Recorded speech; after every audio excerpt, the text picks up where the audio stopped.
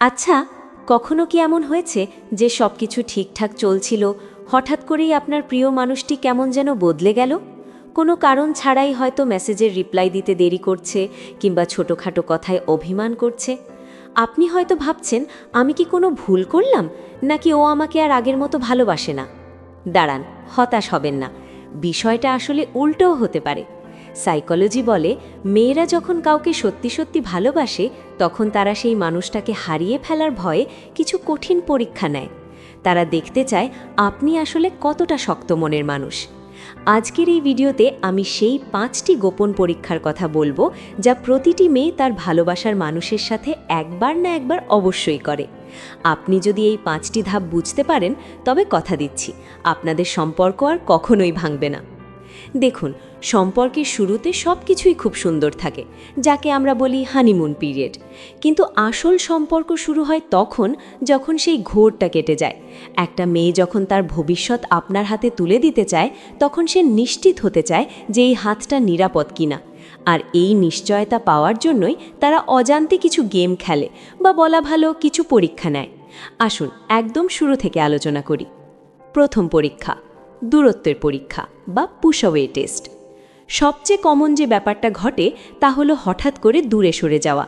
ধরুন, মেয়েটি আপনার সাথে রোজ রাতে কথা বলতো, আপনার খোঁজ নিত, কিন্তু হঠাৎ একদিন দেখবেন সে আর আগের মতো আগ্রহ দেখাচ্ছে না। আপনি মেসেজ দিলে এক কথায় উত্তর দিচ্ছে, অথবা বলছে আমি একটু ব্যস্ত, পরে কথা বলবো। এই সময়টা ছেলেদের জন্য খুব যন্ত্রণার। অধিকাংশ ছেলে এই জায়গাতেই বড় ভুলটা করে ফেলে।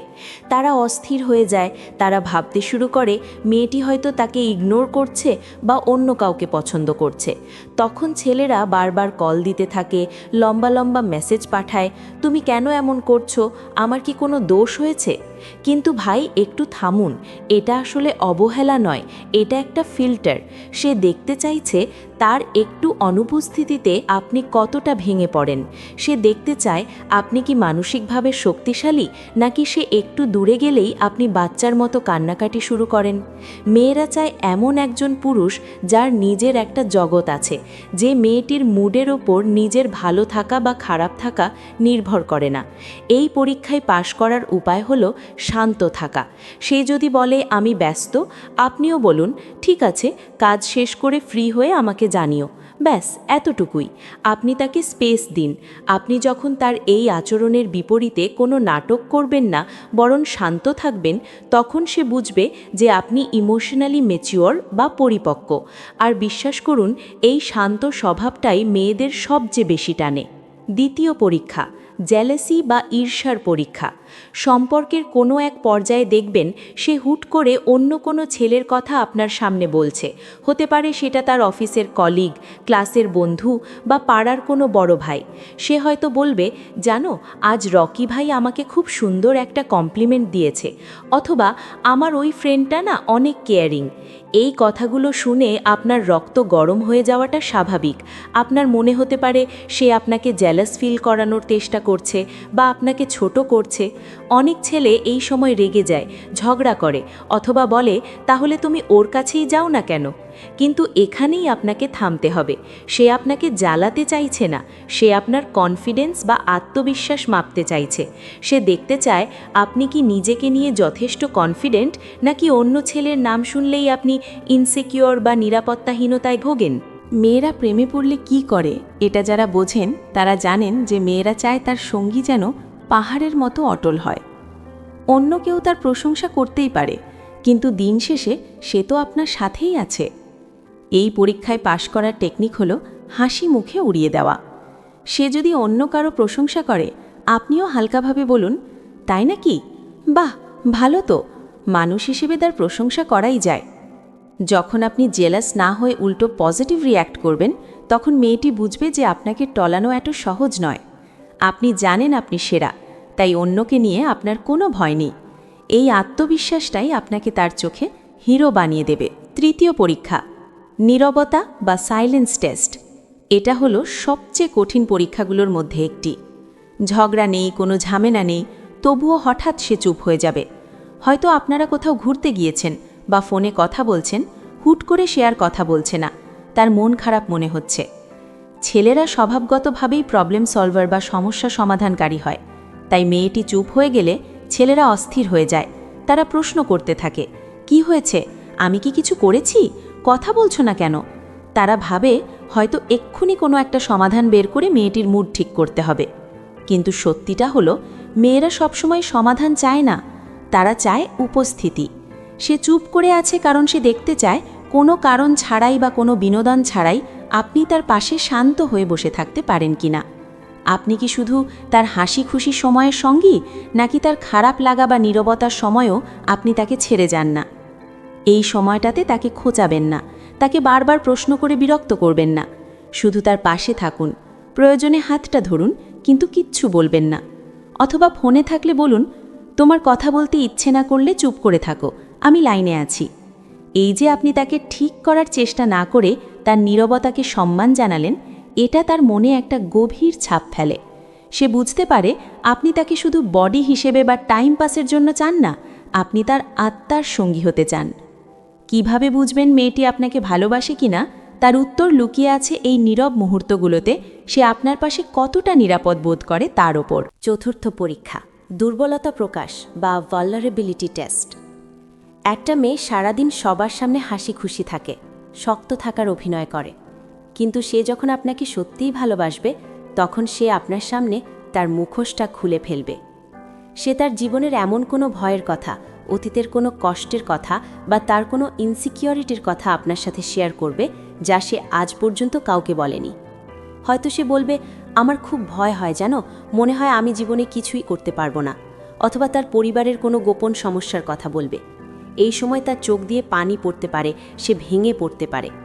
অধিকাংশ ছেলে এই সময় নিজেকে সুপারম্যান প্রমাণ করতে চায়। তারা সাথে সাথে উপদেশ দেওয়া শুরু করে, আরে এটা কোনো ব্যাপার না, তুমি এমন করো তেমন করো, কাঁদছো কেন বোকার মতো? ভাই, দয়া করে এই কাজটা করবেন না। এই মুহূর্তে সে আপনার কাছে কোনো সমাধান চাইছে না, সে শুধু দেখতে চাইছে আপনি তার কষ্টটা অনুভব করতে পারেন কিনা। আপনি কি তার কান্না দেখে বিরক্ত হন, নাকি তাকে ভরসা দেন? এই পরীক্ষায় পাশ করার উপায় হলো মন দিয়ে শোনা। তাকে থামাবেন না, তার কষ্টটাকে ছোট করবেন না। শুধু বলুন, আমি বুঝতে পারছি তোমার কতটা খারাপ লাগছে। আমি হয়তো তোমার সমস্যা সমাধান করতে পারবো না, কিন্তু আমি কথা দিচ্ছি এই খারাপ সময়টাতে আমি তোমাকে একা ছেড়ে যাব না। যখন আপনি তার দুর্বল মুহূর্তগুলোকে জাজ না করে গ্রহণ করবেন, তখন সে আপনাকে তার জীবনের সবচেয়ে বড় আশ্রয়স্থল মনে করবে। বিশ্বাস বা ট্রাস্ট দামি গিফট দিয়ে কেনা যায় না, এভাবে পাশে থেকেই অর্জন করতে হয়। পঞ্চম এবং চূড়ান্ত পরীক্ষা, ভবিষ্যৎ নিয়ে ইঙ্গিত বা ফিউচার টেস্ট। সব শেষে আসে কমিটমেন্টের পালা। তবে মেয়েরা সরাসরি আপনাকে বলবে না চলো বিয়ে করি, তারা খুব কৌশলে আপনার ভবিষ্যৎ পরিকল্পনা জানতে চাইবে। হয়তো কথার ছলে সে বলবে, আচ্ছা 5 বছর পর আমরা কোথায় থাকবো বলে তোমার মনে হয়? অথবা তোমার ফ্যামিলি কি আমাকে মেনে নেবে? কিংবা বিয়ে নিয়ে তোমার চিন্তা কি? এই প্রশ্নগুলো শুনে অনেক ছেলে ঘাবড়ে যায়। যারা প্লে বয় টাইপের বা যারা সিরিয়াস নয়, তারা প্রসঙ্গ পাল্টে ফেলে অথবা মিথ্যে প্রতিশ্রুতি দেয়, আর এই ধুর ওসব পরে দেখা যাবে, বা আমি তোমাকেই বিয়ে করব, চিন্তা করো না, কিন্তু মনে মনে অন্য প্ল্যান। মেয়েরা বোকা নয়, তারা আপনার গলার স্বর শুনেই বুঝতে পারে আপনি সত্যি বলছেন নাকি মিথ্যে। এই পরীক্ষায় পাশ করতে হলে আপনাকে সৎ হতে হবে। আপনার যদি এখনই বিয়ের প্ল্যান না থাকে, তবে সেটা বুঝিয়ে বলুন। আপনি বলতে পারেন, দেখো, আমি আমাদের ভবিষ্যৎ নিয়ে সিরিয়াস। আমি চাই নিজেকে আগে প্রতিষ্ঠিত করতে, যাতে তোমাকে আমি সম্মানের সাথে আমার ঘরে তুলতে পারি। এতে হয়তো একটু সময় লাগবে, কিন্তু আমি তোমাকে ছাড়া অন্য কিছু ভাবি না। এই উত্তরটা তাকে বুঝিয়ে দেবে যে আপনি হাওয়ায় ভাসা মানুষ নন, আপনি বাস্তববাদী এবং দায়িত্ববান। মেয়েরা এমন পুরুষকেই জীবনসঙ্গী হিসাবে চায় যার জীবনের একটা লক্ষ্য আছে এবং সেই লক্ষ্যে সে অটল। দেখুন, সম্পর্ক মানে শুধু ঘোরাঘুরি বা রোমান্টিক কথা বলা নয়। সম্পর্ক মানে হলো একে অপরের মানসিক প্রশান্তির কারণ হওয়া। আমি যে 5টি পরীক্ষার কথা বললাম, এগুলো আসলে কোনো ফাঁদ নয়, এগুলো হলো একটা মেয়ের অবচেতন মনের চাওয়া। সে শুধু নিশ্চিত হতে চায় যে ঝড়ের দিনেও আপনি তার ছাতা হয়ে থাকবেন কিনা। আপনি যদি এই বিষয়গুলো খেয়াল করেন, তবে দেখবেন আপনার সম্পর্কের ছোটোখাটো ঝগড়া বা ভুল বোঝাবুঝিগুলো আর হচ্ছে না। আপনারা একে অপরকে আরও ভালো বুঝতে পারবেন। আর হ্যাঁ, ভালোবাসা মানে কিন্তু জিতে যাওয়া নয়। ভালোবাসা মানে হলো দুজনে মিলে হেরে গিয়েও একসাথে থাকা। এখন আপনার কাছে একটা ছোট্ট অনুরোধ, আমার এই কথাগুলোর সাথে যদি আপনার জীবনের মিল খুঁজে পান বা আপনি যদি মনে করেন এই পরামর্শগুলো আপনার কাজে লাগবে, তাহলে ভিডিওটিতে একটা লাইক দিতে ভুলবেন না। আর আপনি যদি এমন আরও বাস্তবধর্মী এবং রিলেশনশিপ বিষয়ক ভিডিও দেখতে চান যা আপনাকে মানুষের মন বুঝতে সাহায্য করবে, তাহলে এখনই আমাদের চ্যানেলটি সাবস্ক্রাইব করে রাখুন। আপনাদের একটি সাবস্ক্রাইব আমাকে নতুন ভিডিও বানাতে অনেক বেশি উৎসাহ দেয়। দেখা হবে পরের ভিডিওতে। ততক্ষণ পর্যন্ত নিজের এবং নিজের প্রিয় মানুষটির খেয়াল রাখবেন। ধন্যবাদ।